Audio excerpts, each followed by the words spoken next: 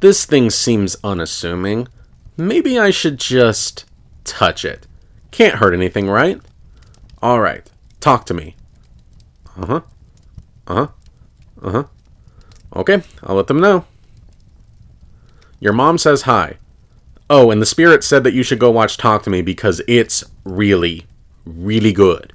Alright, before we get started, as always, a quick thank you to my patrons over on Patreon. If you enjoy the content I make and would like to offer your support, then for as little as $1 a month, you can get your name listed right here at the start of every video. Link to that is in the description below. And now, let's get into the actual review.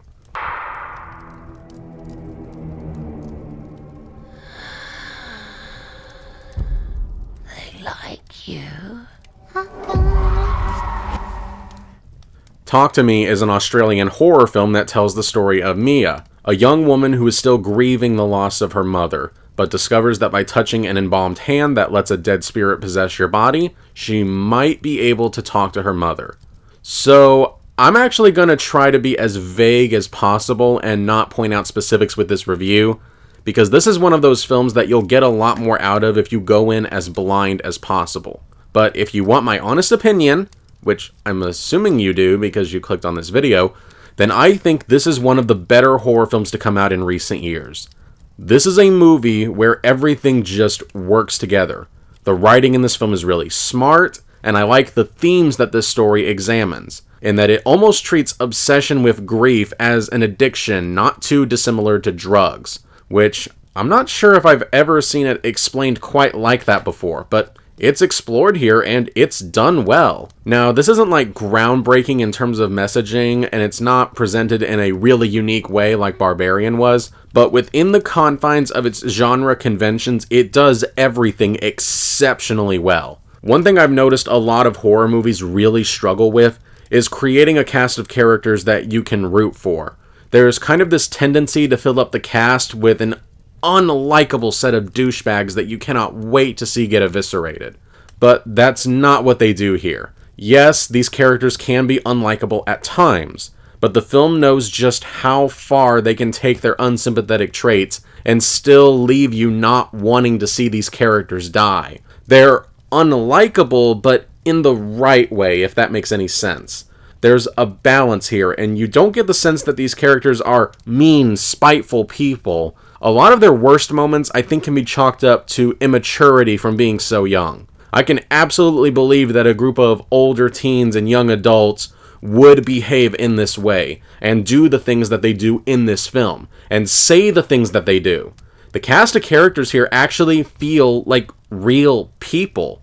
And in even some of the best horror films I've seen, there are times where you want to scream, "Don't do that! Why are you doing that?" But here, all the decisions the characters make feel well thought out. There's not a stupid moment of the characters making a poor, irrational decision just to move the plot forward. In this film, even if you know that a decision that the character makes is the wrong one, you understand why they're making the choices they make, which makes the moments of horror that much more effective, because you feel just as trapped as the characters.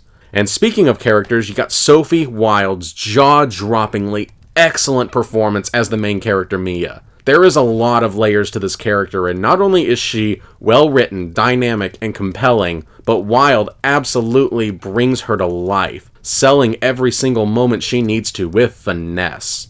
I would be shocked if this film didn't lead for bigger roles for her down the road, because she is excellent here. This is the directorial debut of Michael and Danny Philippou, and honestly, you would never tell, because they film so many of these scenes with extreme confidence, which is difficult to do, especially with some of the wild turns that this story takes. And all the actors do incredible work with some of the off-the-wall stuff that was asked of them. In the hands of a less talented crew or cast of actors, many of these scenes could have gone horribly wrong and come across as unintentionally hilarious. It was risky, but thankfully it seems like everyone involved was on the same page and knew exactly what they were doing, and it's effective.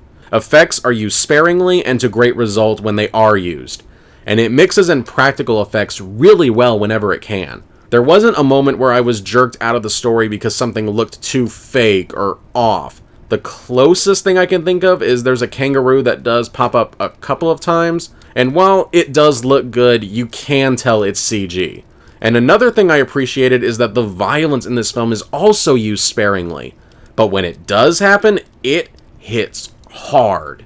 There's one piece of gruesome imagery in particular that was actually making me squirm in my seat, which is hard to do, but it looked so real, it was horrifying, and I wasn't expecting it.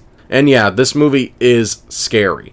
Not fake scary either. Like, there were scenes that had me terrified for the character's sake and wondering what was around the corner. This film is excellent at building tension, making you genuinely scared for these characters, wondering what's going to happen to them, which is key in making any good horror film work. Now, there are a few issues where the film lacks polish.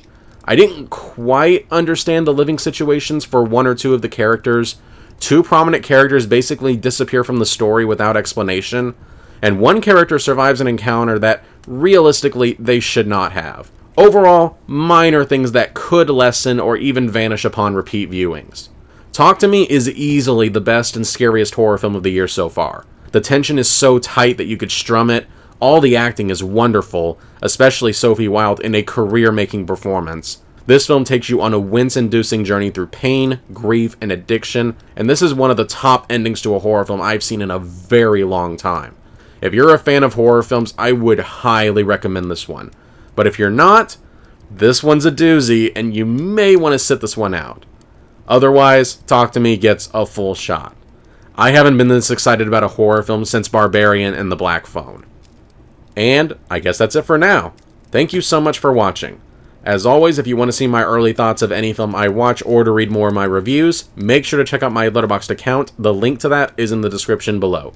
And make sure that you're subscribed so that you don't miss any upcoming reviews. Have a good day, and I'll see you next time.